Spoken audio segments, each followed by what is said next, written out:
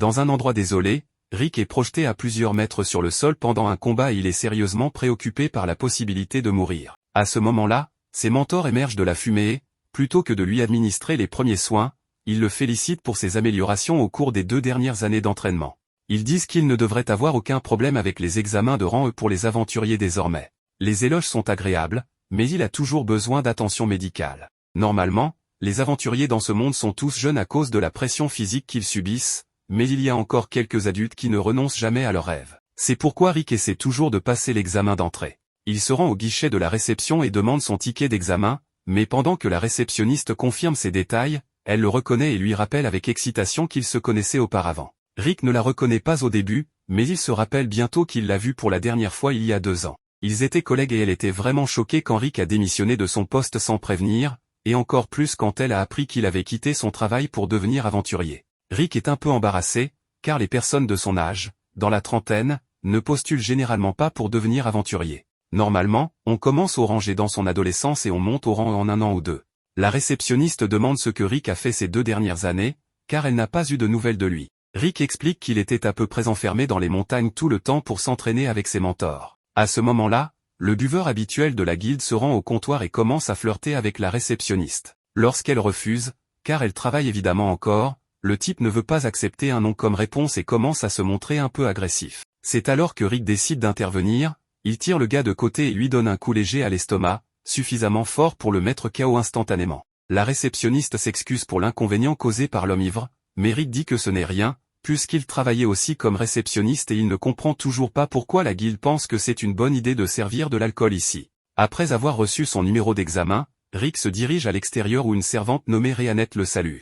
Elle lui demande s'il a terminé son inscription et Rick confirme, la remerciant d'avoir attendu pour lui. En disant cela, il regarde fixement la poitrine généreuse de Rhéanette. Elle le réprimande pour cela, alors Rick essaie de changer de sujet et de parler de son excitation pour l'examen. À l'intérieur, les autres aventuriers sont choqués par l'empreinte de main laissée sur l'armure de l'homme ivre, car cette armure était faite d'acier dense, donc celui qui a fait cela doit être sérieusement fort. 2 gars entre eux reconnaissent l'homme ivre d'une affiche de recherche qu'ils ont vue il y a quelque temps. Son nom est Donro et il est un ancien aventurier de rang à rechercher pour 30 agressions. La réceptionniste sait que c'est Rick qui a fait cela, mais s'il a vraiment pu abattre un aventurier de rang A, alors il est peut-être surqualifié. Pendant ce temps, Rick passe un examen médical et sa taille est mesurée à environ 1,74 mètres. Les médecins sont surpris que Rick passe ce test alors qu'il a déjà 32 ans. Après cela, tous les candidats sont conduits dans la salle suivante où ils doivent placer leurs mains sur la boule de cristal pour mesurer leur mana.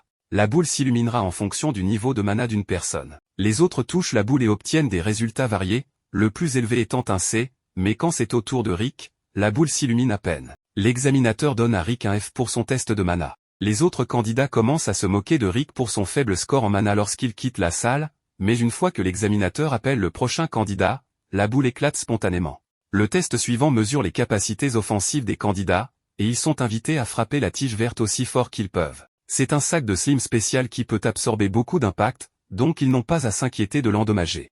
Rick se souvient de s'être entraîné avec le sac de slim une fois et à l'époque, l'un de ses mentors lui avait dit qu'il devait être capable de détruire un sac de slim doré avec seulement ses poings. Rick ne pensait pas que c'était possible puisque le sac de slim doré est aussi dur qu'un croc de dragon, mais son mentor lui a dit que c'était le minimum à faire s'il voulait devenir aventurier. Et puisque son mentor pouvait détruire un sac de slim doré sans effort avec un seul coup de poing, Rick est devenu motivé à s'entraîner jusqu'à le briser, même s'il devait le frapper 50 000 fois par jour. Il détestait cet entraînement, mais de retour au présent, les candidats commencent à se mettre en ligne pour frapper le sac de toute leur force. Après que le premier candidat l'a frappé, le prochain appelé est le deuxième fils de la famille Diarmui, et il est réputé que sa magie est aussi puissante que celle d'un aventurier de rang C, bien qu'il n'ait que 11 ans. Le garçon commence par lancer un sort de flamme infernale, et tout le monde est surpris, y compris Rick, bien que surpris parce que le sort est si petit. La boule de feu est lancée et touche la cible, et les juges sont en fait impressionnés par la puissance du garçon. Rick est encore plus surpris puisque les boules de feu que son professeur de magie lui lançait étaient beaucoup plus mortelles que ce que ce garçon venait d'utiliser. Naturellement, Rick suppose que la boule de feu du garçon doit être aussi puissante que celle de son professeur, mais peut-être que le garçon l'a réduite pour ne pas détruire le bâtiment. Alors que l'examen de puissance des attaques continue, c'est finalement le tour de Rick. Mais alors qu'il s'avance vers le sac de Slim, l'examinateur l'interpelle et lui demande s'il a vraiment plus de 30 ans. Rick répond oui, alors l'examinateur lui dit qu'il est trop vieux pour faire ce genre de choses. L'entraînement ne donne généralement pas beaucoup de résultats à moins qu'il ne soit commencé très tôt dans la vie, et avec le mauvais score de Rick à l'examen de mana, il devrait abandonner avant de se ridiculiser. Rick sait que les gens le jugent pour être trop vieux, et il a vraiment envie d'abandonner, mais il a travaillé trop dur pour arriver à ce point, frappant des sacs de slim jusqu'à ce que ses jointures soient rouges de sang, et il a continué à frapper. Toute cette douleur doit compter pour quelque chose, alors même s'il est désavantagé par son âge, il va donner tout ce qu'il a dans le bide. Rick enroule son poing et lorsqu'il frappe le sac, il éclate partout et traverse le mur, laissant tout le monde choqué, y compris Rick, car il ne s'attendait pas à ce que le sac soit si faible. Le garçon ne peut pas croire ce qu'il vient de voir et il est frustré par le succès de Rick puisque c'était censé être sa scène pour briller. Mais il peut accepter de perdre contre Rick pour le moment, car sa spécialité est vraiment la magie défensive, alors il s'assurera de surpasser Rick au prochain test. Cependant, lorsque le test suivant commence, le garçon reste sans voix en voyant que Rick a encaissé un sort de nature de 4e ordre sans problème. L'examinateur complimente Rick pour être assez compétent pour bloquer ses attaques et Rick apprécie cela plus qu'il fait de son mieux. L'instructeur ne pense pas que Rick donne vraiment tout ce qu'il a, car il n'utilise qu'un sort de premier ordre pour se défendre jusqu'à présent. Il conseille donc à Rick d'utiliser un niveau supérieur de magie défensive à partir de maintenant. Cependant, Rick l'informe qu'il ne sait en fait utiliser que des sorts de premier ordre, donc il fait vraiment de son mieux. L'examinateur ne peut pas croire que Rick ne peut utiliser que des sorts de premier ordre, car il a un contrôle si précis sur son mana. Mais Rick l'assure qu'il n'y aura pas de problème, car d'après ce qu'il a vu jusqu'à présent, ces sorts de premier ordre devraient suffire à gérer tout ce que l'examinateur peut lui lancer. L'examinateur prend cela comme une insulte personnelle, alors il se prépare à utiliser un sort de 5e ordre pour montrer à Rick qu'il ne devrait pas le prendre à la légère. Il lance le sort et déclenche un cyclone de choc, une onde de choc massive résonne à travers le royaume si loin qu'un chevalier de l'autre côté de la ville peut l'entendre. Quelques minutes plus tard, Sylvester arrive au centre d'examen pour comprendre ce qui se passe. On l'informe qu'un aventurier de rang F a réussi à détruire complètement un sac de slim à main nue et à bloquer parfaitement un sort de 5e ordre en utilisant seulement la magie de défense de base. Sylvester pense qu'on lui fait une farce, mais la personne est sérieuse à propos de tout ce qu'elle vient de lui dire. Actuellement, Rick est occupé à passer la partie écrite de l'examen et il semble confiant dans ses connaissances pour celle-ci. Après la fin de l'examen, Rick prend une pause avec Rhéanette, qui lui demande comment s'est passée la partie écrite. Rick répond avec confiance qu'il est sûr d'obtenir 100% à l'épreuve écrite. Après tout, il a passé 14 ans à travailler comme réceptionniste pour la guilde, donc il ne peut pas échouer. Cependant, il n'est toujours pas sûr que ses scores globaux soient suffisants pour réussir l'examen. Rhéanette demande à Rick s'il est inquiet pour ses scores aux examens pratiques, mais il pense avoir bien réussi dans toutes les catégories. Toutefois, il a quand même obtenu un F à son examen de mana, donc il ne sait pas comment cela affectera ses chances de réussite. Rhéanette assure Rick qu'il devrait être bien après tout l'entraînement qu'il a fait pour préparer cet examen. Mais, quelques instants plus tard, le garçon de tout à l'heure vient voir Rick et lui crie dessus pour avoir trop bien réussi les tests. Rick ne sait pas de quoi il s'agit, donc il suppose que le garçon, Fried, s'est perdu ou quelque chose du genre, alors il lui propose de l'aider. Fried est contrarié parce que c'était censé être le jour où il montrerait ses compétences exceptionnelles à tous les paysans, mais Rick l'a surpassé, donc il pleure maintenant. Rick essaie de dire à Fried qu'il n'avait pas l'intention de lui voler la vedette, mais la sœur de Fried arrive déjà et, en voyant son petit frère pleurer, commence immédiatement à crier sur Rick. Rick demande si elle est parente de Fried, alors elle se présente comme Angelica Diermui. Fried ne perd pas de temps à dire que cet homme de 40 ans a gâché sa journée. Rick est offensé et dit qu'il n'a que 30 ans, mais Angelica et Fried continuent de l'appeler un homme de 40 ans. Finalement, Angelica jette son gant à Rick pour le défier en duel, et Rick ne réalise pas que c'est un défi, donc il ramasse le gant parce qu'il ne veut pas qu'il soit taché. Malheureusement, selon les coutumes nobles, ramasser ce gant est une déclaration d'intention de se battre, donc Angelica fixe joyeusement un lieu pour commencer le combat. Elle dit qu'elle prendra grand plaisir à punir Rick pour le crime d'avoir fait pleurer son frère, mais s'ils doivent le faire, ils doivent suivre les règles. Les duels dans le royaume de Philim permettent au vainqueur de fixer une pénalité pour le perdant s'il gagne. Elle fixe une pénalité disant que le perdant devra servir le vainqueur pour le reste de sa vie. Angelica est apparemment un chevalier royal de seconde classe, mais Rick ne sait pas à quel point un chevalier de seconde classe est censé être fort, alors Rhéanette lui donne un contexte et explique qu'un chevalier de seconde classe serait autour du rang B. Rick commence à paniquer parce qu'il sait que les aventuriers de rang B sont capables de vaincre de grands monstres seuls, mais Rhéanette ne pense pas que ce soit un gros problème et demande à Rick de se retenir pour ne pas finir par la tuer. Rick ne peut pas imaginer se retenir contre quelqu'un de rang B alors qu'il est encore de rang F, car il n'a toujours pas de contexte pour savoir à quel point il est vraiment fort. Rhéanette lui dit donc de simplement avoir foi en tout l'entraînement qu'il a fait pendant les 2 dernières années. Tout à coup, tous les moments d'entraînement traumatisants qu'il a dû traverser lui reviennent en mémoire, donc il finit par vomir. Rick maudit Rhéanette de l'avoir fait revivre une telle torture, mais elle lui rappelle que s'il a pu survivre à tout ça, il ne devrait pas avoir de problème à affronter Angelica. Après tout, il est membre de la plus forte équipe du continent, donc il devrait avoir un peu plus de foi en lui-même. Rick réalise qu'elle a raison, donc il se lève pour affronter Angelica sans peur. Il n'est toujours pas sûr de la façon dont son niveau actuel de force va tenir face à un chevalier de seconde classe, mais il est trop tard pour s'en inquiéter maintenant. Angelica est convaincue qu'elle est beaucoup plus forte que Rick, alors elle promet de se retenir pour qu'il ne meure pas et commence à charger son attaque. Elle utilise ensuite une technique de pas éclair pour se précipiter devant Rick juste pour lui montrer à quelle vitesse elle est. Sa vitesse lui a valu le titre d'Angelica l'étincelle et Rick est certainement surpris, mais pas pour la raison qu'elle pense. Angelica dit qu'elle va maintenant l'achever avec sa prochaine attaque, alors elle utilise à nouveau le pas éclair, mais en s'approchant de Rick, il n'en croit pas ses yeux car Angelica bouge si lentement.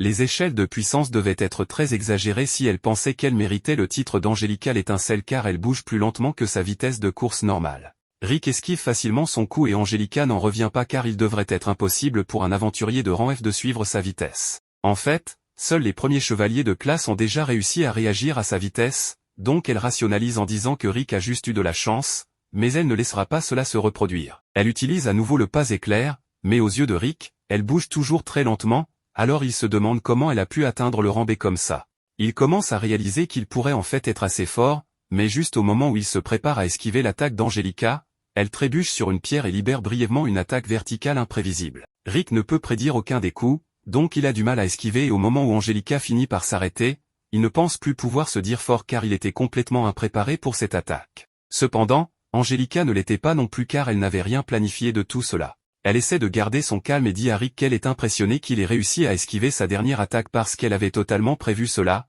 mais cela signifie juste qu'elle devra aller encore plus vite pour le submerger. Elle utilise sa technique spéciale qui lui permet de se déplacer 3 fois plus vite que la normale, mais même si elle est 3 fois plus rapide, elle est encore assez lente pour Rick. Cependant, il choisit de ne pas attaquer imprudemment car il ne sait pas quel tour elle pourrait avoir dans sa manche, donc il esquive à la place et Angelica est stupéfaite que Rick puisse toujours la suivre. Elle ne peut utiliser cette technique que 2 fois de plus avant de manquer d'énergie, alors elle donne tout ce qu'elle a pour une dernière attaque désespérée. Cependant, elle trébuche encore une fois, alors Rick essaie de l'intercepter avec un coup de poing et finit par créer un trou dans le sol. Angelica réalise qu'elle serait morte d'un coup comme ça s'il avait frappé, donc elle a peur de Rick et se demande qui il est vraiment. Rick dit juste qu'il est un ancien réceptionniste devenu aventurier. Il est impatient de continuer à se battre avec Angelica, alors il sort du trou pour l'affronter à nouveau, mais Angelica se rend immédiatement pour ne pas finir tuée. Rick ne comprend pas pourquoi elle abandonne, mais sa reddition fait de lui le vainqueur et, selon la pénalité fixée par Angelica, elle doit maintenant le servir pour le reste de sa vie. Angelica avait complètement oublié cette pénalité, donc elle fait la seule chose à laquelle elle peut penser et s'enfuit. Rick ne se soucie pas vraiment du pari, donc il ne la poursuit pas et les résultats de l'examen vont bientôt sortir, alors il doit retourner vérifier s'il a réussi. C'est à ce moment que Rhéanette dit à Rick que le reste de ses mentors viendra vérifier sur lui et Rick commence à paniquer parce que leur présence signifie toujours des ennuis. Selon la légende, vaincre le monstre ultime Kaiser Al-Sapieto permettrait d'obtenir les archives akashiques qui exaucent tous les souhaits, en gros, leur Dragon Ball. Malheureusement, personne n'a encore réussi, mais l'auteur espère que de futurs aventuriers réussiront là où ils ont échoué. L'un de ses espoirs est Rick, qui a lu la légende dans un livre lorsqu'il était enfant.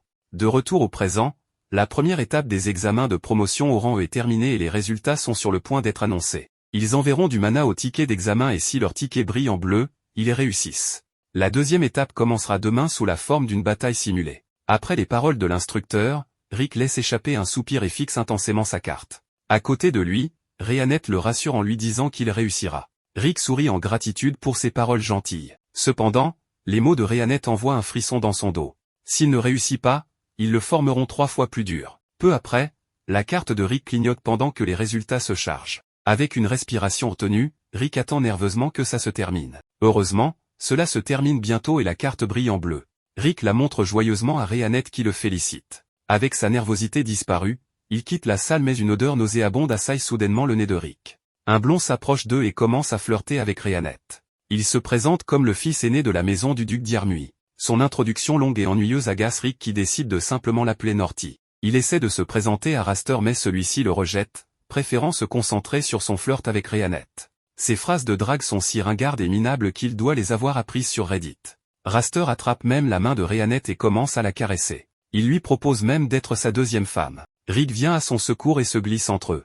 Il explique que Rhéanette est sa petite amie et exhorte Raster à reculer. Raster remarque la carte d'examen de Rick et rit. Il commence à le dénigrer pour être un rang F malgré son âge avancé. En fait, Raster se vante d'avoir déjà été rang E à l'âge de 14 ans. Actuellement, il est de rang A et est en fait un examinateur pour la deuxième étape des examens.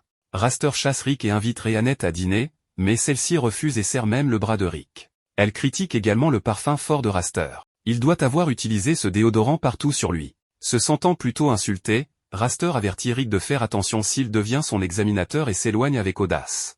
Après son départ, Rick s'éloigne du bras de Rhianette et s'excuse d'avoir prétendu être son petit ami. Rhianette sourit et admet que cela l'a en fait rendue heureuse. Rick l'avait sauvée d'ennui, donc elle lui est très reconnaissante. Plus tard dans la nuit, Raster est à dîner et est toujours énervé en pensant à Rick. Il était tellement en colère qu'il a claqué son verre sur la table, le cassant. Ses frères et sœurs arrivent ensuite et s'accrochent instantanément à ses jambes en pleurant. Il s'agissait de Fried et Angelica. Il commence à raconter à Raster comment un homme d'âge moyen les a intimidés. Raster est stupéfait que quelqu'un ait fait pleurer ses adorables frères et sœurs. Cependant, la description lui fait immédiatement penser à l'homme qu'il a rencontré plus tôt, Rick. Après avoir demandé plus de détails à ses frères et sœurs concernant l'identité de l'homme, il sourit méchamment. Le lendemain, Rick est très nerveux à propos de son examen. Si Raster devait être son examinateur, il le rendrait sûrement plus difficile que nécessaire. Heureusement, une autre personne s'approche bientôt d'eux et se présente, il s'agit de Lynx Loroth, celui en charge du deuxième examen de Rick. Rick se réjouit car ce n'est pas Raster, mais Lynx est en réalité un fan de Rick. Lynx est tellement impressionné par la détermination de Rick à devenir aventurier malgré ses 32 ans. En tant qu'homme d'âge moyen lui-même, il est motivé en regardant Rick. Il partage même comment il est devenu aventurier à 24 ans. En fait, Lynx espère encore atteindre le rang A malgré ses 40 ans passés. Cela lui a pris 20 ans pour atteindre le rang B, mais il n'a pas abandonné. Les deux vieux reconnaissent la passion de l'autre et se serrent la main. À leur insu, une autre personne les observe depuis le couloir en souriant méchamment. Plus tard, Lynx se dirige vers sa salle de classe quand quelqu'un l'appelle. C'était Raster. Raster l'appelle troisième choix et sourit diaboliquement. Pendant ce temps, Rick est dans la salle d'attente avec les autres candidats. Il est si heureux qu'il fredonne pour lui-même. Malheureusement, sa tranquillité est brisée lorsqu'un membre du personnel entre et annonce que l'examinateur Lynx Loroth est soudainement tombé malade. Ainsi, tous ses examens seront gérés par Raster Diarmuid. Rick est tellement surpris qu'il crache sa boisson. Rhianette devine que, puisque Raster est un Diarmuid, il est probablement aussi lié à Fried et Angelica avec qui ils ont eu un conflit hier. Rick entend même les autres candidats bavarder à propos de leur nouvel instructeur. Raster est devenu de rang A à 17 ans et est surnommé l'homme aux 1000 sorts. Mais, de manière infâme, il est aussi connu sous un autre nom, le broyeur de rang F. Il est un instructeur qui prend un plaisir particulier à tourmenter les participants qui attirent son attention. Rick a de plus en plus l'air malade en entendant ces rumeurs. Dans l'arène, un Raster agacé pratique déjà ses sorts. Il utilise la magie de la quatrième nature pour envoyer des blocs de glace, remplissant tout le champ de débris de l'impact. Derrière lui, un vieil homme en costume l'appelle, c'était un de ses gardes d'élite. Pendant ce temps, Rick continue de faire les 100 pas frénétiquement dans le couloir, se demandant ce qu'il va faire car il est certain que le rang à Raster ne le laissera pas passer l'examen. Il dit à Rhianette qu'il est tellement effrayé qu'il veut s'enfuir et rentrer chez lui. Mais s'il le fait, son maître triplera son entraînement et cela le mènera à une toute autre expérience de l'enfer. Rhianette dit à cet enfant immature de ne pas se laisser ébranler par ce que les autres disent de lui et de se concentrer plutôt sur le côté positif. Elle pense que les critiques des gens peuvent aussi être utilisées pour gagner en confiance. Elle-même croit en les capacités de son ami et reconnaît sa force même si Rick lui-même a abandonné. Rhianette met sa confiance en lui et est certaine qu'il réussira l'examen.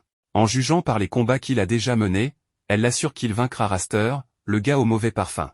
Rhianette révèle que depuis le jour où Rick a choisi de devenir aventurier et de quitter son travail de réceptionniste de guilde, elle a toujours cru en lui. Elle a placé sa confiance en lui et croyait qu'il réussirait à atteindre son objectif. Alors, Rhianette se lève et dit à Rick de croire en elle, car de cette manière, il pourra croire en lui-même. Le discours motivant de Rhianette redonne confiance à Rick, alors il la remercie d'avoir toujours été là pour le soutenir. Sortant de nulle part, un jeune garçon en cape mystérieuse apparaît devant Rick et exige l'attention de Rick et Rhianette. Il leur demande si l'un d'entre eux participe à l'examen en cours. Fier, Rick annonce qu'il est le candidat. Le garçon en cape lui demande s'il rencontre des difficultés à cause de son âge avancé. Avant que Rick ne puisse répondre, le garçon se proclame voyant et propose de prédire l'avenir de Rick. Rick trouve cela sceptique, alors le garçon promet que rien de suspect ne se passe et offre de lui dire sa première prédiction gratuitement. Puisque la première prédiction est gratuite, Rick décide d'essayer même s'il ne croit pas en ce genre de choses.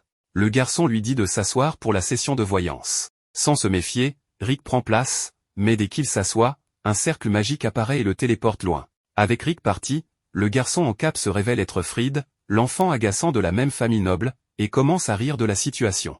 Rhéanette ne prend pas ce genre de farce à la légère et détruit les environs en un instant, indiquant clairement au garçon qu'il n'aurait pas dû les embêter. Elle le saisit par le col et exige de savoir où est Rick. Effrayé pour sa vie, Fried révèle à Rhéanette qu'il n'a envoyé Rick qu'à 100 mètres d'ici. En effet, Rick se retrouve près de la rivière derrière le lieu de l'examen. Le majordome de la famille Diermuy arrive alors avec des voyous et s'excuse auprès de Rick, lui disant que ce qui va se passer n'est rien de personnel, juste des affaires. Rick pense que ces brutes l'ont pris pour quelqu'un d'autre, mais le majordome lui assure que ce n'est pas le cas et explique que les voyous à ses côtés sont les gardes de la famille Diermuy. Rick réalise que ces 3 gamins de la famille Diermuy ont envoyé le majordome et les gardes parce qu'ils ne voulaient pas participer aux examens. Complètement en infériorité numérique, Rick abandonne mentalement et physiquement, mais à ce moment-là, les 3 membres seniors de son groupe arrivent et demandent à Rick pourquoi il est ici au lieu de participer aux examens. Terrifié par ses propres coéquipiers, Rick ment en disant qu'il s'entraînait avec ses gars avant de passer l'examen réel. En entendant cela, le grand orc Bron décide de se joindre à eux. Les gardes de Diermuy ne comprennent pas ce qui se passe, alors ils attaquent Bron, mais leurs armes se brisent en le touchant. Bron, ne sachant pas que ces voyous cherchent à blesser Rick, les laisse partir facilement. Mais contrairement à l'orc stupide, le second membre du groupe, Misette, comprend instantanément la situation et punit les gardes de Diermuy en utilisant sa propre magie imbriquée de mitrailleuse. Avec la plupart des gardes mis hors d'état de nuire, l'un d'entre eux prend désespérément Aliceret, la 3e membre de l'équipe de Rick, en otage. Bronstone conseille aux voyous de lâcher la petite fille en disant qu'elle est la plus dangereuse de tous, pour éviter qu'elle ne les tue tous accidentellement. Rick leur dit que ses perdants avec leur couteau essaient juste de jouer avec elle, mais les voyous ne sont pas d'accord et agrippent le col d'Aliceret, la blessant. Elle décide alors de leur donner une leçon et libère une magie de 7e niveau. Apparemment, cette fillette de 10 ans est la mage la plus puissante de sa génération et, en raison de sa destructivité, elle est connue sous le nom de l'enfant démon de la ruine. Le majordome des Diermuy reconnaît Misette comme le prodige minin mi-elfe de 50 ans, malgré son apparence. Il est si intellectuellement génial qu'il peut inventer des technologies de centaines à des milliers d'années dans le futur. Le majordome reconnaît également l'orc nommé Bronstone Ashork, qui possède non seulement une force surnaturelle mais aussi une grande intelligence.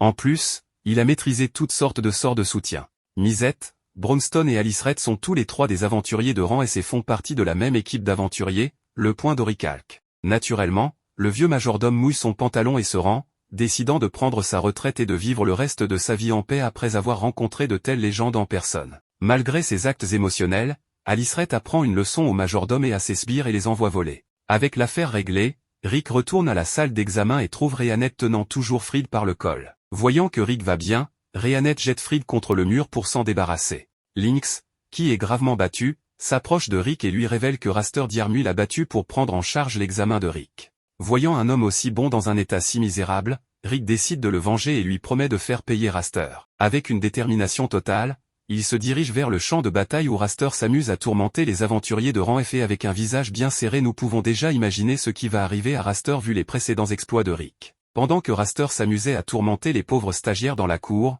l'un des hommes assis sur les bancs au-dessus regardait en riant la scène. Cet homme s'avéra être Adolphe, mais heureusement pas originaire d'Allemagne. Il possédait une capacité unique, observer le statut hors d'une personne pour déterminer quelle était leur capacité. Il semblait apprécier le spectacle alors qu'il scrutait chaque participant qui se présentait devant Raster, évaluant leur ensemble de compétences pour deviner à quel point ils seraient battus par Raster. Un autre stagiaire arrive, qui semble avoir des statistiques assez moyennes, et il est immédiatement anéanti par la magie éclair de Raster pendant qu'Adolphe se tord de rire. Il décide ensuite de vérifier les statistiques de Raster également, et comme prévu, Raster possède une quantité incroyable de magie en lui, ce qui est typique d'un aventurier de rang élevé. Même regarder Raster pendant une minute lui fait mal aux yeux, tant ses statistiques puissantes mettent une pression sur ses yeux. Soudain, il remarque Rick prêt à affronter Raster, mais Adolphe ne pense même pas beaucoup à lui, se demandant pourquoi un homme aussi âgé essaie même de devenir aventurier à son âge.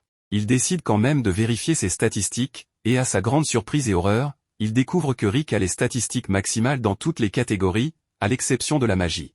Le simple fait de regarder les statistiques de Rick pendant quelques secondes lui fait mal aux yeux comme jamais, le faisant rouler par terre de douleur. Pendant ce temps, de l'autre côté du stade, Rhéanette trouve également Alyssa, venue regarder l'examen final de Rick. Elle l'invitait à s'asseoir avec le reste de son groupe. Au début, Alyssa est effrayée de voir un orc et un vampire démon assis là, mais Rhéanette la rassure et elle s'assoit. L'orc demande à Rhéanette ce qu'elle pense de Rick en ce moment, et sans hésitation, elle répond que Rick réussira facilement l'examen. Alyssa, cependant, n'est pas au courant de la force de Rick et affirme qu'elle n'est pas très sûre, car Raster est un grand qui submerge les stagiaires faibles avec sa magie supérieure. L'orc semble inquiet, mais quand il apprend que Raster est un aventurier de rang A, il se calme en affirmant que cela ne devrait pas poser problème pour Rick sur le champ de bataille. Raster le félicite pour ses gardes, mais lui dit de ne pas trop se surestimer, car les gardes sont à la fin de simples roturiers, alors que lui est un prodige de rang A et un duc du royaume du Nord. Rick demande pourquoi Raster est devenu aventurier, et l'arrogant répond qu'il était un génie, donc il a pensé ajouter un aventurier de rang A à son CV, ce qui apporterait encore plus de prestige à sa famille noble. Mais en réalité, il ne respecte pas du tout les aventuriers et pense qu'ils sont tous des paysans. Après cela, le combat commence et immédiatement, Raster envoie une rafale de glace vers Rick, qui passe à côté de lui alors qu'il reste immobile sur place. Raster rit, s'amusant simplement avec lui et voulant que Rick ait peur. Pendant ce temps, Rick essaie de se calmer, conscient qu'il ne peut pas laisser la colère guider ses actions, se rappelant les conseils de Rhéanette de rester calme et d'observer son adversaire. Au début, Raster pense que Rick est trop effrayé pour agir, alors il décide de finir le combat le plus rapidement possible. Il utilise sa magie de flamme extrêmement puissante et frappe Rick avec, mais à leur grande surprise, Rick émerge des flammes sans même avoir une égratignure sur son corps. Alyssa semble très surprise tandis que l'orque lui explique qu'une attaque aussi minime ne ferait rien au corps de Rick. Il lui dit que parmi les 4 attributs principaux, la magie ne peut être entraînée et développée que jusqu'à l'âge de 20 ans, mais comme Rick a commencé son entraînement à 30 ans,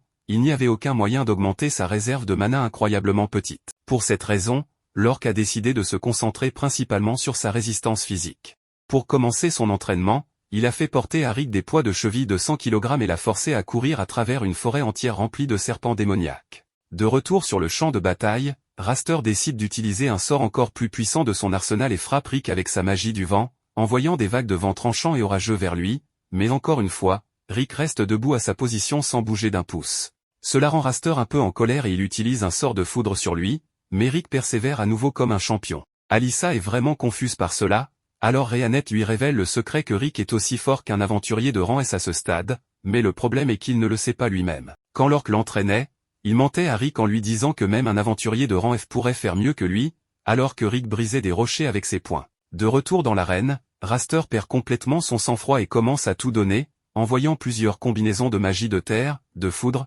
d'eau, de feu et de vent sur Rick en même temps. Cette fois, il pense que le vieux participant serait définitivement mort, mais à sa grande surprise, lorsque la poussière se dissipe, Rick émerge en brisant l'énorme rocher en deux. Raster est choqué par la robustesse du corps de Rick, alors il décide de prendre les choses en main. Il utilise la magie pour renforcer son corps et rend son poing plus dur que l'acier alors qu'il se précipite vers Rick à une vitesse extrême. Rick, cependant, ne bouge pas de sa position et lance simplement un coup de poing nonchalant qui entre en contact avec le poing de Raster, qui est immédiatement repoussé. Rick décide qu'il a assez observé et conclut que même si Raster a une quantité incroyable de mana, il ne s'est jamais assez entraîné car il a obtenu tout ce qu'il voulait facilement. À cause de cela, chaque mouvement de ce noble gâté est complètement brut et inefficace. Cela donne à Rick une confiance folle alors qu'il réalise qu'il n'y a aucun moyen qu'il puisse perdre contre cet homme désastreux. Raster devient enfin sérieux et décide d'utiliser la magie de feu la plus puissante de son arsenal, mais une fois de plus, même après avoir tout donné, le souffle de feu de Raster est facilement bloqué par Rick qui utilise simplement sa main pour arrêter l'attaque. Raster se précipite immédiatement vers lui pour une attaque surprise, mais Rick n'est pas facilement dupé et contre-attaque immédiatement. Heureusement, Raster a réussi à transformer son corps en acier, ce qui l'a à peine sauvé d'être pulvérisé. Même après tout cela, Raster n'est pas prêt à reconnaître les compétences de Rick et appelle cela une coïncidence. Cela enrage Rick alors qu'il se souvient de tout l'entraînement qu'il a dû subir, comme survivre dans le nid d'un dragon, courir à travers des explosions et même se noyer dans un étang venimeux. Il se souvient comment Misette l'a poussé d'une falaise, comment Alice l'a écrasé sous un rocher et comment il a été frappé par des troncs d'arbres tombant pendant l'entraînement avec Rhéanette. Heureusement, l'orque connaît une magie de guérison spéciale qui peut ressusciter un homme s'il est mort très récemment, et c'est ainsi que Rick a réussi à dépasser ses limites dans l'arène. Raster utilise sa magie de terre pour lier Rick avec de très fortes racines, tout en commençant à chanter un long sort qui crée une multitude de racines autour de lui, l'enveloppant complètement. Rapidement, il devient attaché au golem d'arbre et dit à Rick de dire ses prières, car il ne quittera pas cette arène en vie. Rick crée un petit souffle d'air, l'une des magies les plus basiques de ce monde, mais il a confiance en lui car il a pratiqué cette magie des millions de fois. Il brise les racines qui le retenaient tandis que Raster descend pour l'achever avec un coup magique. Rick lance également un coup, et tous deux s'affrontent au centre de l'arène, provoquant une énorme onde de choc. Au début, Raster était confiant dans sa puissance, mais à sa grande surprise, le souffle d'air de Rick surpasse complètement sa magie, et son golem d'arbre explose en petits morceaux, projetant Raster dans les bancs où il reste inconscient. Tout le monde dans le stade n'en revient pas de voir que l'examinateur le plus fort vient de se faire battre par un traîné. Plus tard, Rick retrouve ses amis, qui le félicitent tous d'avoir réussi le test, mais avant qu'il ne puisse descendre pour déjeuner, Raster entre avec ses frères et sœurs. Il dit à Rick qu'il s'assurera d'être à nouveau l'examinateur quand Rick passera son examen de promotion et promet de le vaincre la prochaine fois avant de s'éloigner. Plus tard dans la soirée, les résultats des aventuriers admis sont révélés, et pendant que les autres festoyaient dans la taverne, Rick et Rhéanette attendaient avec impatience que son nom soit appelé, se demandant combien d'aventures les attendaient dans le futur. Maintenant, nous sommes dans la jeunesse de Rick. Quand il était enfant, il aimait l'histoire de Yamato. Dans cette histoire, il est raconté qu'en battant le monstre le plus puissant appelé Kaiser Alsapieto, on obtient un trésor qui exauce n'importe quel vœu, les registres akashiques. Cependant, Yamato n'a pas pu vaincre ce monstre, et l'un des enfants qui rêve maintenant de devenir aventurier pourra obtenir ce trésor et réaliser ses rêves. Rick s'est inspiré de cette histoire, disant à ses parents qu'il veut devenir aventurier, mais sa mère lui dit que c'est un travail dangereux et qu'il pourrait mourir à tout moment. Elle préfère donc qu'il se consacre à autre chose. Son père lui demande d'arrêter de croire en ses contes de fées, au lieu de cela, de chercher un emploi stable. Quand Rick va à l'école, un des professeurs le félicite car, après l'avoir examiné, ils ont découvert qu'il possède un marqueur de compétences inné. Il lui dit qu'il est assez rare de trouver des personnes avec des marqueurs, bien qu'il ne sache pas quelle est sa compétence, mais ce n'est pas quelque chose qui se manifeste par l'entraînement. Il doit donc lui donner du temps. Rick est super heureux de cette nouvelle car c'est quelque chose que Yamato avait aussi, voulant dire fièrement à ses parents le jour où cette compétence se manifestera, sans renoncer à devenir aventurier. À partir de là, les jours de Rick passent, mais sa compétence innée ne se manifeste pas. Il a aussi des tentatives échouées de créer de la magie. Tout à coup, ces jours se sont transformés en semaines, puis en mois, et même en années, arrivant au moment où Rick annonce à ses parents qu'il a trouvé un travail comme réceptionniste dans une guilde appelée Tiger Rod, ce qui les a rendus très heureux. Cependant, le temps continuait de passer, et Rick ne semblait pas très enthousiaste en voyant les aventuriers passer devant ses yeux. Alyssa a rejoint le travail plus tard, et Rick arrive à un point où il doit ranger le livre des légendes de Yamato. Lorsqu'il atteint ses 30 ans, il continue d'aider Alyssa dans ce qu'elle ne maîtrise pas bien, car il a beaucoup d'expérience. Il en profite pour lui dire que des monstres sont apparus récemment dans le village, donc il y aura sûrement une mission.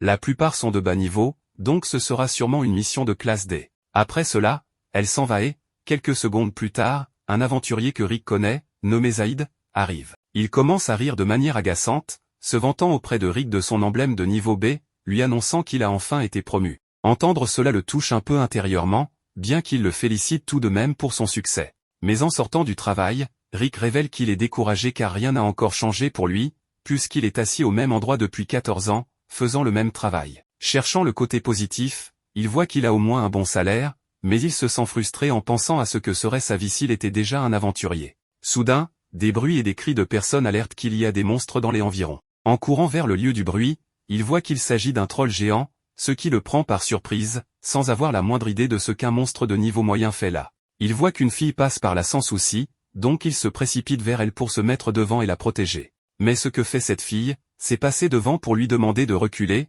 et juste après cela, elle découpe le monstre en morceaux avec des mouvements de main très rapides. Ensuite, elle le remercie d'avoir essayé de la sauver, mais lui dit de ne pas s'inquiéter car elle est une aventurière. Il commence à marcher dans les rues, et Rick la remercie de l'avoir sauvée, lui demandant son nom.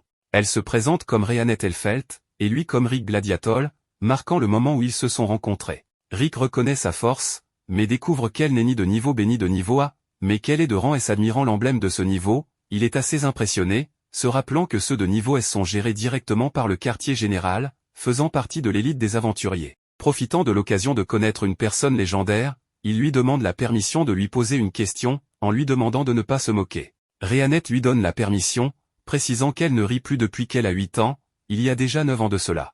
Là, Rick lui raconte qu'il rêve depuis son enfance de devenir aventurier et de vaincre Kaiser Alsapieto, et qu'il a une compétence innée qui ne s'est pas encore manifestée. Il essaie de devenir aventurier maintenant, à 30 ans, et veut savoir s'il pourra le faire. Rhéanette lui répond que lors de l'incident précédent, il a montré du courage, ce qui est important pour un aventurier, mais en travaillant dans une guilde, il doit savoir que les réserves de magie sont pratiquement impossibles à développer lorsqu'on est déjà adulte. Et comme tout aventurier a besoin d'un minimum de réserves de magie, elle doit être honnête, si Rick essaie de devenir aventurier maintenant, ce sera complètement impossible. Ces paroles ont été un coup dur pour Rick, mais il essaie de rester positif, acceptant qu'une aventurière de premier ordre les ramenait à la réalité. Il peut donc commencer à oublier ce rêve qu'il chérissait depuis des années. Il lui demande aussi de ne pas s'inquiéter, la remerciant pour sa gentillesse. En plus, il lui dit que c'était une grande journée pour lui car il a pu la rencontrer, allant même jusqu'à l'inviter à dîner. À sa surprise, Rhéanette accepte son invitation, l'informant qu'elle est libre le lendemain, ce qu'il ne s'attendait pas du tout. Le lendemain, Rick est super heureux à son travail, ce qui attire l'attention d'Alyssa, bien que son excès d'énergie lui fasse un peu peur. En sortant du travail, il est très enthousiaste en marchant dans les rues, tout cela parce qu'il va dîner avec une jolie fille. Il pense que si tout se passe bien ce soir, ils pourraient peut-être devenir petits amis. À sa malchance, ce qui se passe ensuite, c'est que les gens courent dans la direction opposée car il y a une attaque de monstres, et cela le dérange que cela se produise juste maintenant. En cherchant le lieu de l'attaque, il pense qu'il n'est pas normal que tant de monstres apparaissent récemment. Là, il rencontre Rhéanette et constate qu'il n'y a rien à craindre en voyant qu'elle a exterminé une grande quantité de monstres par elle-même. Malgré cela, beaucoup plus de monstres sortent de la forêt en se dirigeant vers eux. Elle lui demande de la laisser faire, et Rick accepte sans hésitation, sachant qu'il ne ferait que la gêner. Il s'éloigne donc pour lui laisser de la place. La première chose qu'elle fait est de s'annoncer comme la princesse des lames, Rhéanette Elfelt, puis elle commence la bataille. Juste après, elle sort des aiguilles et les utilise pour faire des coupures de grande envergure, déchiquetant facilement les ennemis. Rick reste stupéfait en voyant comment une aventurière de rang S combat, trouvant cela plus qu'impressionnant. Une fois qu'elle a éliminé un certain nombre de monstres, elle reste immobile en regardant l'horizon pendant plusieurs secondes, et soudainement, elle commence à se rappeler quelque chose de terrible de son passé qui l'affecte énormément. Quand Rick s'approche, Rhéanette lui dit qu'elle sent une énergie magique familière, bien qu'elle ne lui révèle pas de quoi il s'agit, car un autre monstre les attaque. Heureusement, Zaïd arrive juste à temps pour les protéger, accompagné de plusieurs autres aventuriers. Zaïd explique à Rick que la guilde a publié une mission urgente et qu'ils vont s'en charger à partir de maintenant. Les trois commencent à travailler ensemble pour nettoyer la zone, montrant une grande puissance destructrice. En voyant cela, Rick ressent de l'envie, car c'est ainsi que les aventuriers se comportent réellement. Ensuite, Rick dit à Rhéanette de ne pas s'inquiéter car Zaïd est de niveau B, mais elle précise que ce n'est pas suffisant et que c'est très dangereux, car un dragon est à proximité. Elle lui raconte aussi que son corps a un traumatisme et que sa magie devient incontrôlable quand elle sent la magie d'un dragon. Juste après cela, le dragon vole au-dessus d'eux, et tout le monde est choqué de voir un monstre de haut niveau. Rick suppose que les monstres fuyaient le dragon. Le dragon atterrit, créant une forte rafale de vent par la force et le poids qu'il impose. Zaïd mentionne que selon les règles de base, si quelqu'un de niveau inférieur rencontre un dragon, le mieux est de fuir. Un des aventuriers attaque le dragon par panique, mais cela n'a aucun effet et provoque le dragon, qui lance une attaque qui les fait reculer. N'ayant pas d'autre choix, tout le monde commence à fuir, mais ils sont arrêtés par une barrière érigée par le dragon, se retrouvant ainsi piégés avec lui. Dans cette situation désespérée, Rick s'approche directement du monstre. Zaïd lui demande ce qu'il fait, car il n'est qu'un simple réceptionniste. Rick répond que si cela continue, tout le monde va mourir, mais s'il se tient devant lui, il pourra au moins mourir comme un aventurier. Conscient qu'ils ne peuvent rien contre ce dragon et que s'il est touché par une de ses griffes, il est un homme mort, Rick pensait qu'abandonner son rêve serait un soulagement, mais il sent son sang bouillir en réalisant qu'il a toujours voulu vivre ainsi, sans laisser la peur le dominer. Il prend une pierre et la lance au dragon. En voyant cela, Zaïd retrouve son sang-froid et incite les autres aventuriers à se battre, car un réceptionniste leur vole la vedette. Les trois lancent des attaques contre le dragon, mais aucune ne lui fait de mal, et il voit le dragon commencer à préparer son souffle. Zaïd réagit rapidement en utilisant la magie du corps d'acier sur eux tous, leur permettant de survivre à l'attaque puissante du dragon grâce à cette magie défensive, bien que tous soient complètement affaiblis. Rhéanette est toujours incapable de faire face au dragon à cause de son traumatisme, mais Rick sort des décombres pour s'approcher du dragon et déclarer qu'il réalisera son rêve. Juste après, le monstre l'écrase avec une de ses pattes, mais soudain, le système active la compétence de Rick. Il parvient à se libérer de la patte du dragon, commençant à irradier une aura de grande puissance. Rhéanette est perplexe, car une telle quantité de magie émane de lui qu'elle est visible à l'œil nu. Rick mentionne qu'il entend une voix et que c'est sa compétence innée. Avec plus de confiance, il avertit le dragon qu'il a devant lui de ce qui s'en vient, car cela l'aidera à tester son pouvoir. Il parvient à bloquer deux types de souffle de dragon avec ce nouveau pouvoir, qui s'appelle le réveil du brave. En chargeant une de ses attaques, il la tire directement sur le dragon, lançant un rayon d'énergie qui traverse complètement le dragon ainsi que la barrière, atteignant le ciel. Après avoir vaincu le dragon, il redevient normal et s'évanouit au sol. Rick se réveille, la première chose qu'il ressent est une grande douleur. Rhéanette, à ses côtés, lui demande de ne pas bouger car tous ses circuits magiques ont éclaté et il était sur le point de mourir. De plus, il a dormi pendant une semaine. Rick apprend par elle qu'elle est restée à ses côtés tout ce temps et il lui demande pourquoi. Elle répond qu'elle veut l'inviter à rejoindre son groupe, Aurichalcom Fist, car ils ont le même objectif que lui, vaincre Kaiser Alsapieto. Elle lui confirme que Kaiser existe vraiment et, ayant vu comment il s'est battu avec courage sans jamais abandonner, elle sait qu'il peut devenir encore plus fort et combattre dans son groupe. Elle lui garantit qu'il deviendra un aventurier.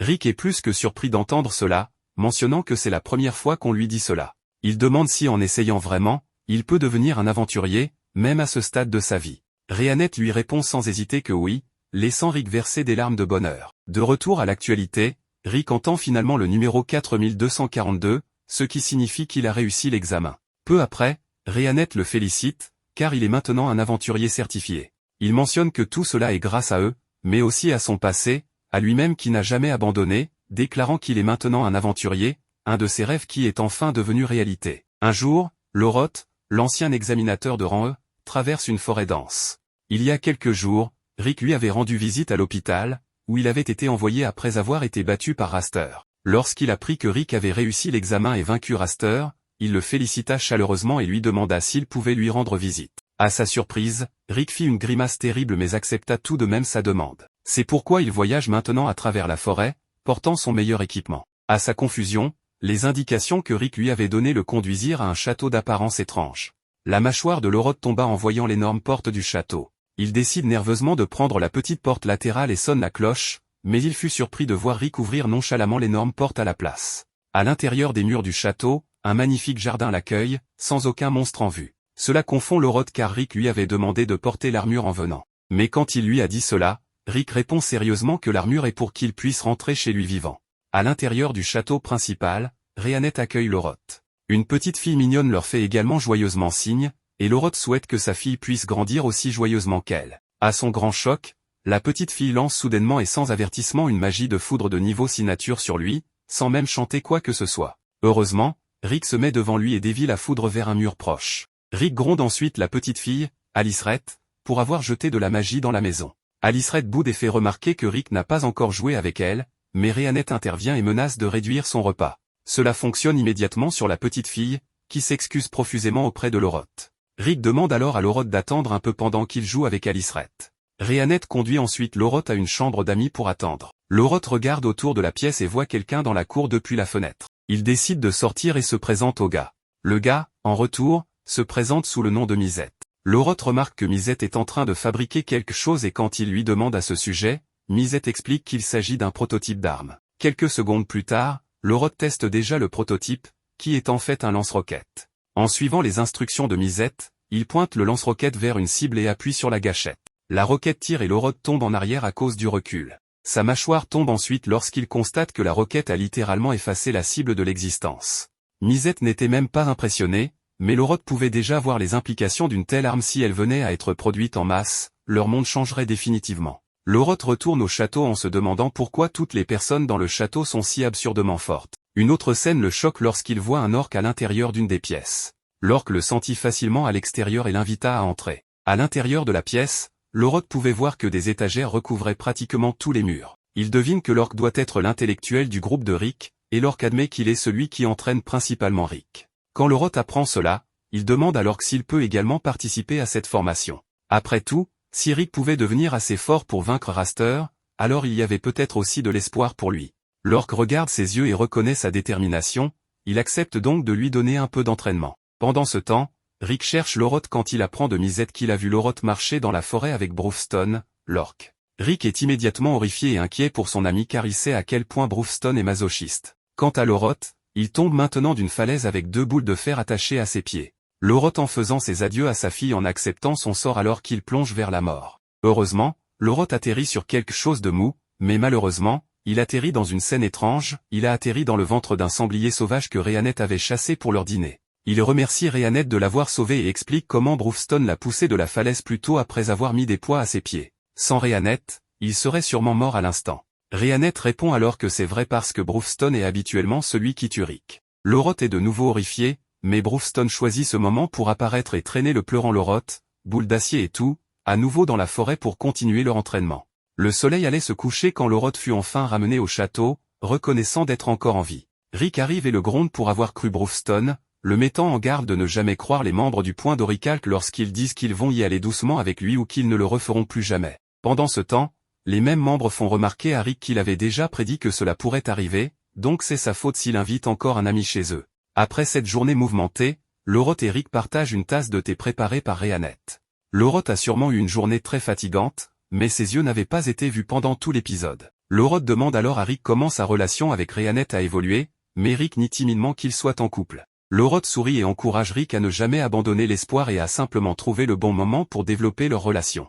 Lorod rejoint ensuite les membres du Point d'Oricalque pour le dîner. Il complimente Rhéanette pour sa cuisine magistrale tandis que les autres membres lui demandent des secondes, de la bière et du vin. Rhéanette se lève pour aller chercher plus de nourriture et l'orque chuchote rapidement à Rick de l'aider. C'est un de ces bons moments où il peut marquer beaucoup de points auprès des dames. Après que Rick quitte la salle à manger, Lorod demande aux autres membres d'Oricalque s'ils savent quelque chose sur la compétence innée de Rick. Brewston répond que c'est le genre de compétence qui ne s'active que dans certaines conditions, donc Rick ne pouvait malheureusement pas la démontrer. Mais malgré tout cela, la force de Rick est déjà au niveau S en fait, lorsque sa compétence s'active, il est encore plus fort qu'eux, ce qui étonne et surprend Lorod.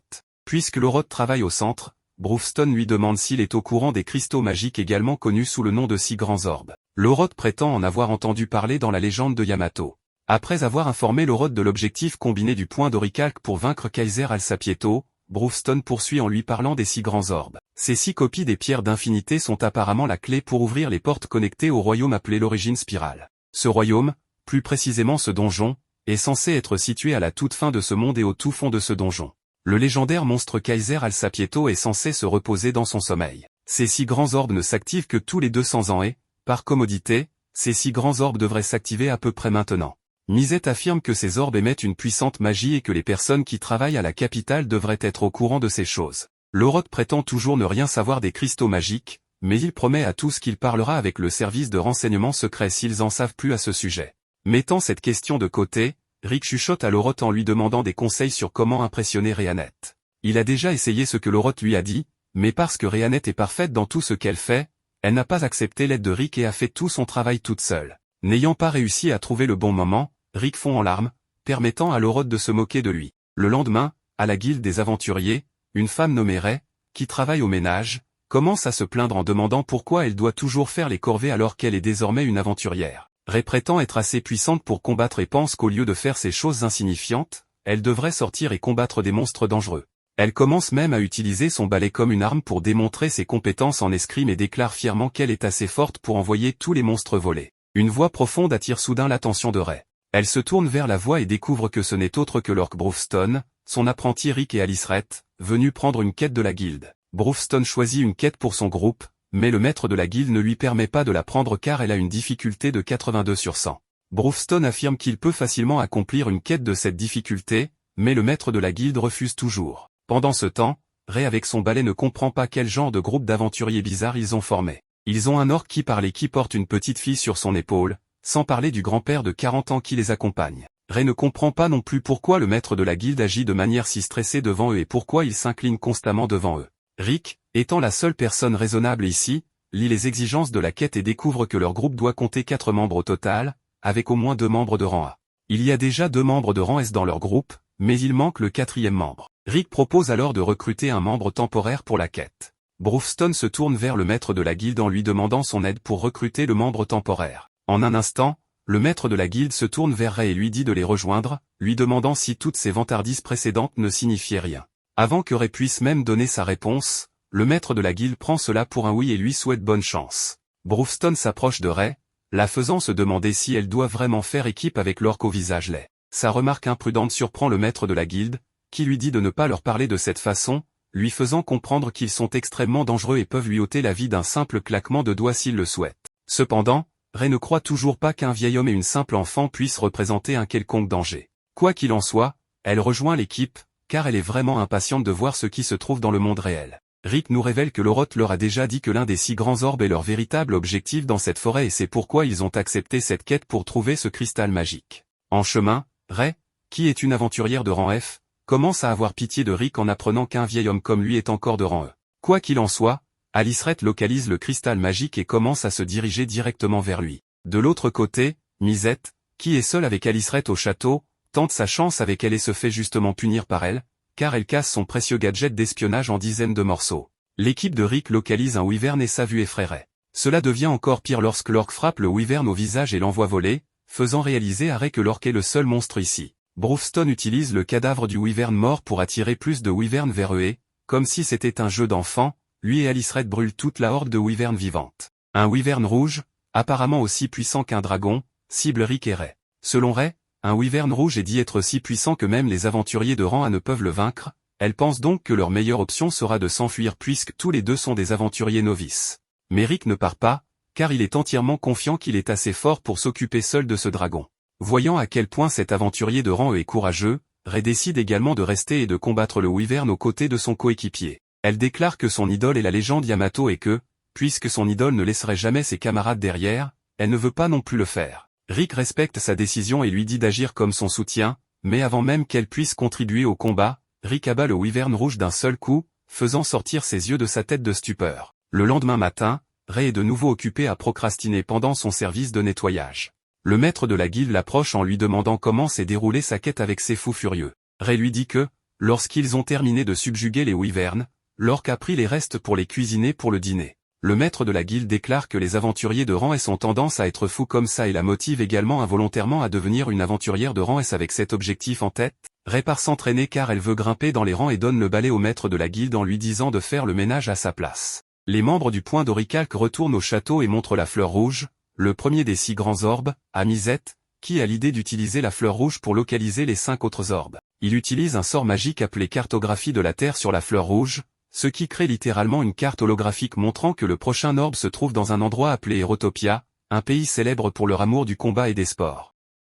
Il y a 400 ans, cet endroit était un petit pays principalement composé de déserts. Le 4e roi, Alexandre Eractopia, a vu une colonie appelée Phalangicée et a décidé d'y construire le Colisée. Il y organisait des compétitions de combat et y participait lui-même, combattant à main nue, utilisant uniquement son corps. Il devint un champion invaincu après 10 000 combats. À mesure que sa renommée se répandait sur tout le continent, des combattants venus de tous horizons venaient défier le roi pour tenter de briser son invincibilité, tandis qu'Eractopia prospérait en tant que royaume de prestige et de vigueur immense. Face à ces démonstrations de force, Phalangicée, où se trouvait la reine, devint la capitale de ce royaume. Aux côtés du point de l'Orichalque, Rick, le gladiateur, se tient devant l'énorme statue de l'homme connu sous le nom d'Alexandre, le roi du pugilat. Bron aurait adoré se battre au moins une fois contre cet homme mythique, bien que Rick pense qu'un tel duel aurait pu provoquer la fin du royaume tout entier. Rhéanet observe que ce type de combat comme divertissement perdure encore aujourd'hui et reste une partie centrale de la tradition de cet endroit, ce que Rick comprend, car la profession de combattant à Eractopia est extrêmement courante. Ils ont même un nom spécial pour ceux qui se battent dans ces événements, on les appelle des pugilistes. Sur ce, le groupe se met en route à la recherche du joyau qu'ils sont venus chercher. Malgré le fait que cette ville soit habituée à voir des brutes à chaque coin de rue, l'un des habitants est terrifié lorsqu'un orque gigantesque l'approche. Rick voulait juste obtenir des informations, mais l'homme prend peur et s'enfuit. Comprenant qu'il ne fera aucun progrès ici, Rick suggère qu'il cherche des informations sur les 6 joyaux à la mairie. Cependant, le cri d'une jeune fille sans défense attire l'attention du groupe, et il voit une femme bête se faire harceler par un homme. Bron s'approche pour poser une question, mais l'homme prend offense à la présence de l'orque, avertissant qu'il est un pugiliste et qu'il n'a donc pas peur des ennuis. Bron ne semble pas intimidé et commente même que le chauve n'a pas l'air très fort, ce qui énerve encore plus l'homme, qui défie alors l'orque à un combat dans une ruelle voisine. En quelques secondes, Bron bat l'homme, qui accepte maintenant de répondre à leurs questions. Il se présente sous le nom de Gold, tandis que la fille chat s'appelle Milicia. À l'endroit au but, la bête sage montre la fleur écarlate aux locaux et leur demande s'ils ont vu quelque chose de similaire dans les environs. Tous deux pensent avoir vu quelque chose de semblable quelque part à proximité, bien qu'ils ne sachent pas exactement où. Derrière le groupe, une foule se rassemble pour assister à l'ouverture du tournoi du roi du pugilat.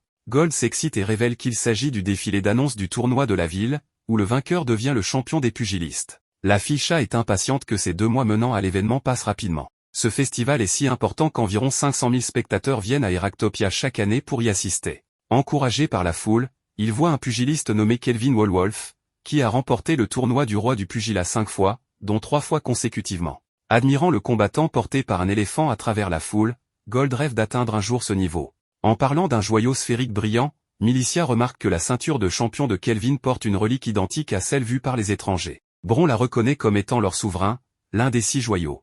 Après le défilé, le fameux pugiliste entre dans l'académie où il s'entraîne, et un homme approche Kelvin pour le remercier du spectacle. Le combattant ne s'en soucie pas, car il sait l'importance d'exciter les gens à la veille du tournoi. Cependant, l'homme avec le cache-œil ne croit pas que Kelvin se porte aussi bien que ce dernier le prétend, ce que le pugiliste nie. À ce moment-là, les 3 membres du point de l'Orichalque entrent dans l'académie à la recherche du grand champion. Même le redouté combattant d'Eractopia ressent un frisson face à l'énorme orque. Rick essayait d'être discret, car il allait inévitablement devoir aborder un sujet délicat, mais ce n'est pas le style de Bron, qui sait que ce n'est pas non plus dans le style du pugiliste de tourner autour du pot. Lork va donc droit au but et révèle que le joyau sur la ceinture de Kelvin appartenait à un membre du groupe de Bron il y a longtemps. Si le champion remet la relique, Lork garantit de la remplacer par un joyau de valeur équivalent. L'homme au cache-œil est offensé par l'attitude des visiteurs et appelle quelqu'un pour expulser le groupe, mais le pugiliste demande à son patron de se calmer, disant qu'il peut détecter un menteur, ce qui n'est pas le cas avec ces 3 étrangers.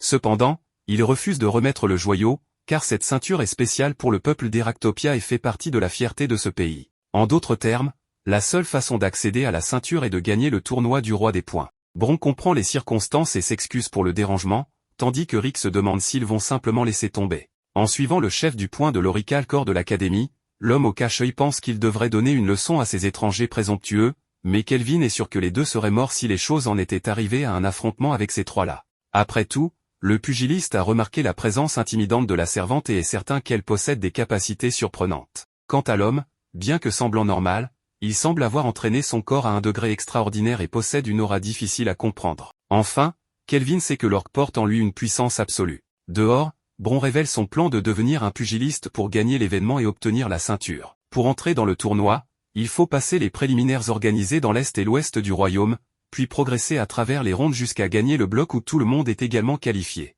Après cela, les vainqueurs passent au 8e de finale du tournoi. Bron laisse Rick avec la Ligue de l'Ouest tandis qu'il se dirige vers l'Est. Pour éviter de se perdre dans cet endroit inconnu, Lork a arrangé un guide personnel, un homme nommé Gold. Puis, Rhiannet informe Rick qu'il doit passer un test pour gagner le droit de devenir pugiliste. Elle l'emmène à une bataille simulée où son adversaire sera choisi au hasard parmi les nouveaux concurrents. Rick demande si son adversaire est fort, et l'organisateur lui dit qu'il s'agit d'un nouveau venu prometteur qui a remporté tous les matchs préliminaires du tournoi. Cependant, même si Rick perd, il peut toujours se qualifier s'il démontre un certain niveau de compétence. Soudain, le rival de Rick se présente sous le nom de l'Étincelle, et il reconnaît immédiatement la voix, c'était Angelica Diarmu, la noble gâtée qu'il avait vaincue, causant tous ses problèmes avec la famille Diarmu.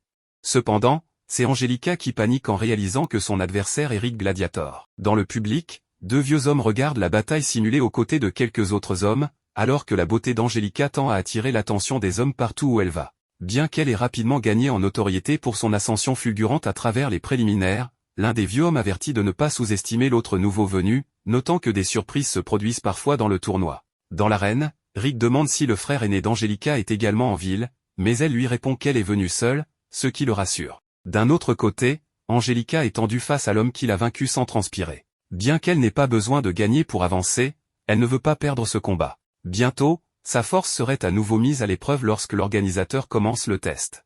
Une fois de plus, Angelica ne perçoit pas Rick comme une menace, mais elle se souvient de la façon dont elle l'a sous-estimé la dernière fois et promet de rester sur ses gardes en tout temps. Elle essaie d'utiliser son habileté de déplacement instantané, mais finit par trébucher et échouer, à sa grande surprise. Embarrassée, elle se relève et réessaie, pour découvrir qu'elle n'a pas trébuché après tout. En réalité, Rick la faisait trébucher d'une manière imperceptible à l'œil nu. Il lui demande si elle a apprécié la technique qu'il a récemment apprise, qu'il appelle la première des 8 astuces pour se détendre, le balayage de jambes. C'est une technique conçue pour démoraliser l'adversaire en l'empêchant de rester debout. Essentiellement, Rick balayait ses jambes si rapidement que même elle, une chevalière de 2e classe, ne pouvait le voir. Essayant de maintenir sa dignité, elle tente de garder ses distances, mais c'est futile, car à chaque fois qu'elle recule, elle est à nouveau balayée et atterrit maladroitement sur le champ de bataille. Alors qu'il continuait à la balayer chaque fois qu'elle se relevait, Rick semblait se sentir coupable de la facilité du combat et à féliciter la difficulté de synchroniser les balayages compte tenu de la vitesse incroyable de l'étincelle. Il l'encourage à rester dans le combat, promettant de se donner à fond maintenant, mais Angelica lève les mains et se rend immédiatement. Ainsi, Rick gagne son droit de participer après avoir balayé une noble femme 5 fois. Cependant, elle ne prend pas bien cette nouvelle humiliation infligée par quelqu'un qu'elle considère comme un vieil homme. Rick la corrige à nouveau en expliquant qu'il n'a que la trentaine. Angelica, maintenant en larmes, demande combien de fois elle doit être humiliée par lui avant qu'il ne soit satisfait. Rick explique rapidement qu'elle a mal interprété la situation et, désespéré de changer de sujet, il invite l'étincelle à aller manger quelque chose. Par coïncidence, il se retrouve dans une auberge gérée par Milicia et ses parents. Après avoir servi des collations à la table des pugilistes, la jeune fille Féline demande où se trouve Bron, semblant triste en apprenant que l'orque participe aux préliminaires de l'Est. Quand la serveuse s'éloigne, Angelica demande à Rick pourquoi il est devenu pugiliste, et il révèle que son objectif est de gagner le tournoi du roi des points. La jeune fille trouve son ambition offensive, mais est trop humble pour protester. Néanmoins, elle l'informe qu'il est impossible pour lui de participer cette année, expliquant que pour atteindre les huitièmes de finale, il faut parcourir un long chemin avec un temps insuffisant. Par exemple, seuls ceux qui ont remporté 40 matchs au cours du semestre ont accès à la Ligue, et le maximum qu'un combattant peut atteindre est de 10 matchs par mois. Avec seulement une semaine avant le début du tournoi, elle juge impossible que Rick y parvienne. Cependant, malgré son discours, Rheanet annonce qu'elle a programmé les 40 matchs de Rick sur une période de 4 jours, laissant l'étincelle sans voix. Plus tard, Rick se dirige vers son premier combat dans les préliminaires et apprend que son adversaire sera Grit Albert. L'organisateur, inquiet, explique que ce compétiteur est connu pour enfreindre les règles du tournoi en utilisant une arme, bien qu'aucune fouille corporelle n'ait jamais confirmé cela. Bientôt, Rick fait face à ce scélérat sur le champ de bataille, mais l'homme semble être désarmé. Dans son esprit, Albert voit Rick comme un vieil homme qui a tout donné pour devenir pugiliste à cet âge, et il a l'intention de l'écraser pour que cela en vaille la peine. Pour y parvenir, Albert utilise une pierre d'impact dans sa chaussure, augmentant ainsi sa force de frappe jusqu'à 30 fois. Dès que le combat commence, Albert jette sa veste sur le visage de Rick pour lui obscurcir la vue et le frappe de toutes ses forces dans la poitrine. Après cet impact insensé, il croit avoir brisé son rival, mais il s'avère que c'est la main d'Albert qui est complètement brisée. La pierre d'impact tombe alors de sa main, révélant son subterfuge. Rick se moque de son adversaire, suggérant qu'il devrait renforcer son corps avant de porter un coup aussi puissant avec cet objet, malgré le fait qu'Albert se souvienne avoir brisé des montagnes avec son poing. Néanmoins, il est temps pour Rick de contre-attaquer. Il prépare la deuxième des 8 techniques pour se détendre avec un coup de poing qui ne touche même pas son adversaire. Le vent formé autour du poing de Rick secoue le cerveau d'Albert jusqu'à ce qu'il perde connaissance. Avec cette victoire incroyable, le vieil homme observant les préliminaires se rend compte que Kelvin Wolwolf a enfin un adversaire digne de ce nom. Lorsque la nuit tombe, dans un établissement louche de Heractopia, un monstre nommé Jet dort paisiblement parmi de belles filles jusqu'à ce que quelqu'un frappe à sa porte pour annoncer qu'il est temps de travailler. Le lendemain, Angelica Diarmu profite de l'absence de Rick pour dominer ses rivales lors des éliminatoires préliminaires du tournoi avec 40 victoires consécutives. L'étincelle assure ainsi sa place et commence déjà à penser à remporter les matchs de la Ligue des Blocs. Pendant que Rick s'enthousiasme à l'idée de donner le meilleur de lui-même, Angelica hausse un sourcil, se demandant si le gars a vraiment l'intention de se battre 40 fois en 4 jours, sachant que chaque site n'accueille qu'un combat par jour, ce qui signifie qu'il doit parcourir des centaines de kilomètres jusqu'à des dizaines de lieues pour atteindre ce quota. Mais avant que l'étincelle ne termine sa réflexion, Rheanet perd patience et appelle Rick pour commencer le marathon, car ils ont un combat prévu à l'arène de Green Hill à 10 heures. Angelica s'affole en criant que l'arène est à 30 km de là et qu'une calèche, même boostée, ne les y emmènerait jamais à temps. Offensé, le gladiateur réplique qu'il est trop pressé pour prendre une calèche, raison pour laquelle il prévoit de courir jusqu'à l'arène. En un rien de temps, il s'élance à la vitesse du son, montrant à Angelica que le véritable étincelle dans la pièce vient de partir, tandis qu'elle peine à accepter que le gars défie toutes les lois de la physique. Rheanet demande alors à Angelica si elle souhaite assister au combat de Rick. Angelica adorerait, mais n'a aucune idée de comment y arriver à temps. L'elfe propose donc de l'emmener d'une manière que l'humaine n'aurait jamais imaginée, en sautant de toit en toit à une vitesse surréaliste, la portant dans ses bras. En arrivant à l'arène de Green Hill, Rick est surpris de trouver Angelica effondrée dans les coulisses. Bien qu'elle soit arrivée, la fille n'a pas réussi à voir le combat à cause de sa panique. Quoi qu'il en soit, Rick se sent quelque peu soulagé de ne pas avoir de public, surtout qu'il fait une grave erreur avec le troisième de ses 8 secrets pour se la couler douce. Il réalise à ce moment-là que cette technique nécessite quelques ajustements. Derrière lui, Rheanet lui rappelle qu'il est temps pour le prochain combat, et il se dirige rapidement vers son nouveau défi. Angelica supplie de rester à Green Hill, mais l'elfe ignore ses supplications et emporte la fille dans ses bras jusqu'à l'arène de Kak. Le membre humain du point de l'Orishak essaie de calibrer ses capacités pour éviter de transformer ses adversaires en bouillie tout en assurant ses victoires. En arrivant à l'arène de Shudgad, Rick fait un tour autour de son adversaire et l'achève avec une petite tornade créée par son mouvement. Lorsqu'il atteint l'arène de Latrina, une autre victime a déjà succombé avant le passage du tonton de 30 ans. Après cette course effrénée entre les colisées, Angelica a du mal à croire que le gars a effectivement réussi à obtenir 40 victoires en 4 jours pour passer les préliminaires. Assise avec la fille dans un cadre magnifique rappelant Venise, Rheanet l'informe qu'il est temps pour les ligues de bloc, et Angelica remercie le ciel de ne pas être dans le même bloc que ce type. Après tout, elle compte bien remporter le tournoi, mais cela semble assez difficile avec Rick dans la course. De plus, l'elfe lui rappelle que Bron est en route pour le prochain tour dans la Ligue de l'Est, l'orgue de Ransk qui a entraîné le gladiateur. En entendant cette nouvelle, il semble que les espoirs d'Angelica de remporter le championnat s'évanouissent complètement. Rheanet mentionne alors que Rick est parti pour la région de Tonia, ce qui pousse l'humaine à se maudire de ne pas être surprise que le gars entreprenne tout simplement un aller-retour de 600 km à pied. Changeant de sujet, Elle fait remarquer que l'elfe pourrait se sentir mal à l'aise que les gens la voient si souvent aux côtés de Rick, ce qui pourrait leur faire penser que les deux sont impliqués. Mais la servante ne s'en soucie guère, car elle nourrit une grande affection pour l'homme. Gênée par la réponse, Angelica fait semblant de ne pas s'en préoccuper. Soudain, le gérant de l'établissement apparaît, paniqué et désespéré car il n'a pas assez de travailleurs à temps partiel. Il supplie les deux dames de l'aider d'une manière plutôt inhabituelle, son front exprimant toute sa détresse. Pendant ce temps, Rick atteint sa destination et est approché par une figure étrange qui connaît son nom, c'est Snap Resurrect, le président du comité de gestion de la Ligue de l'Ouest. Snap a entendu parler de la course historique du gladiateur lors des éliminatoires et salue le compétiteur. À ce moment-là,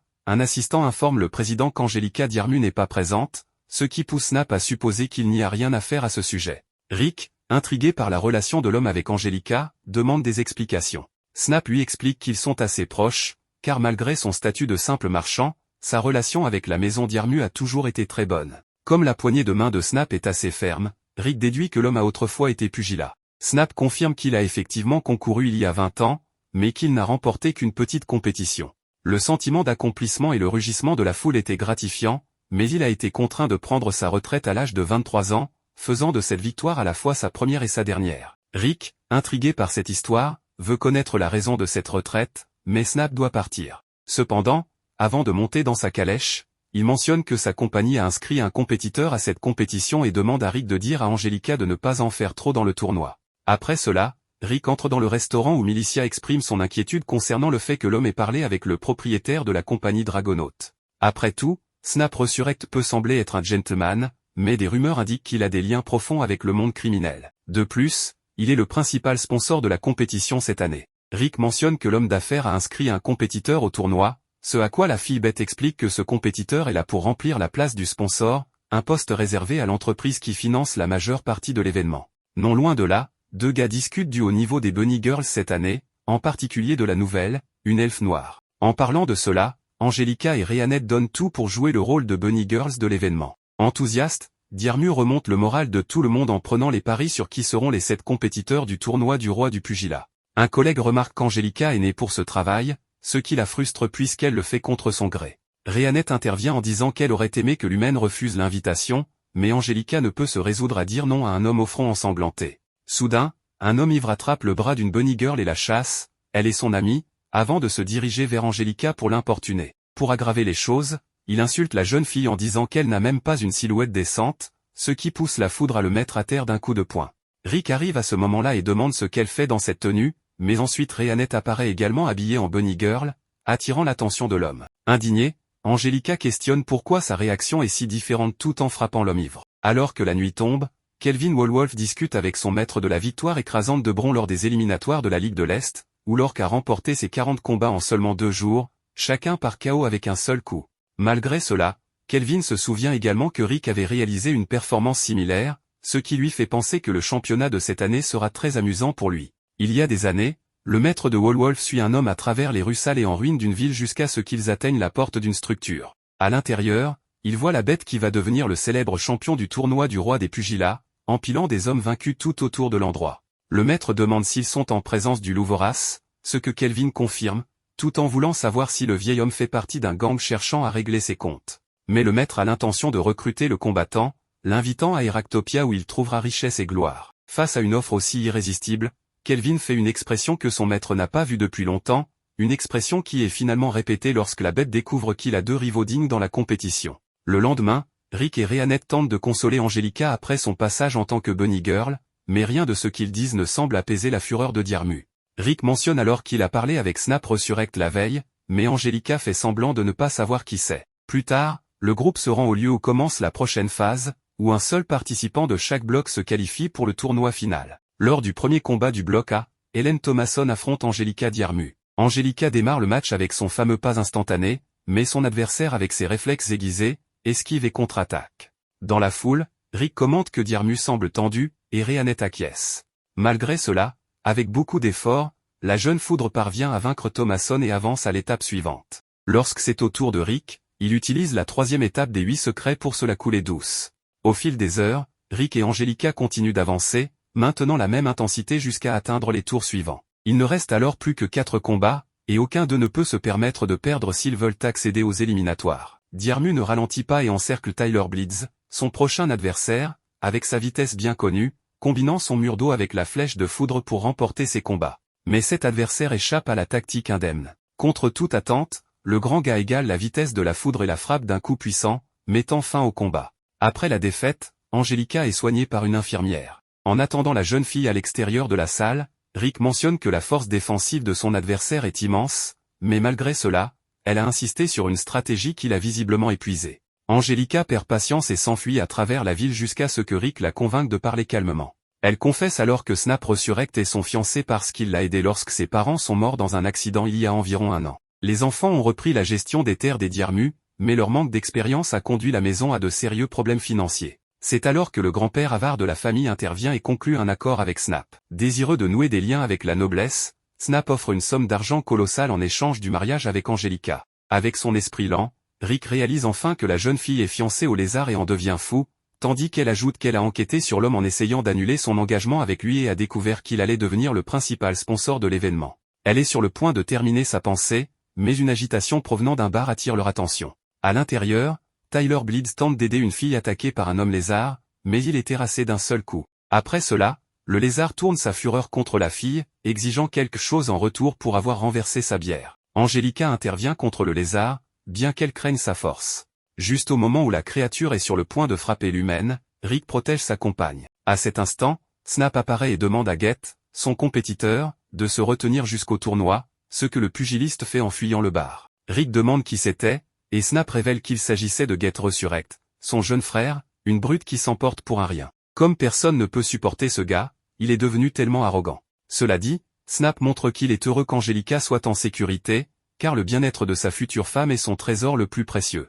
Alors que l'homme d'affaires s'éloigne, Rick interroge Angelica sur la connexion entre l'engagement et le fait que Snap soit le principal sponsor du tournoi. Angelica explique que la somme d'argent échangée pour l'engagement était si énorme qu'après avoir vérifié les actifs de la compagnie Dragono, elle a découvert qu'il n'avait presque rien, et que ce tournoi est la dernière chance de Snap pour récupérer sa fortune. En d'autres termes, l'événement est déjà truqué, et le lézard utilise la place du sponsor pour manipuler le résultat, ce qui explique pourquoi Angelica s'implique. Elle veut gagner le tournoi et ruiner la compagnie de son fiancé. Le problème, c'est que pour y parvenir, elle doit vaincre Get, ce qui semble impossible. Face à ce défi, Rick propose de former Angelica.